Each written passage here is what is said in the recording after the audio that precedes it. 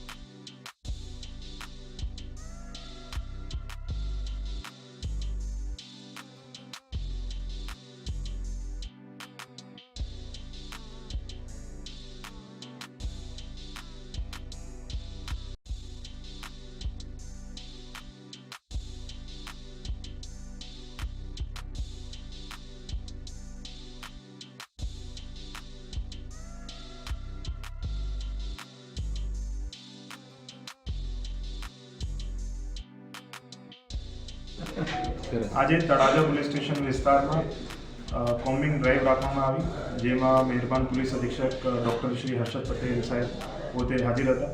આમાં તળાજા ટાઉનના અલગ અલગ વિસ્તાર જેવા પંચશીલ સોસાયટી અને હુડકો વિસ્તાર, પાવઠી ગામના વિસ્તાર, ત્યાં જે જૂના આરોપીઓ હતા એના ઘરે કોમ્બિંગ કરવામાં આવી અને આમાંથી 2 આરોપી જેમાં હાજીભાઈ બાવણકા અને હુસેનભાઈ બાવણકાના ઘરેથી પ્રતિબંધિત હથિયારો મળી આવ્યા છે. એના વિરુદ્ધ કાયદેસરની કાર્યવાહી કરવામાં આવી રહી છે.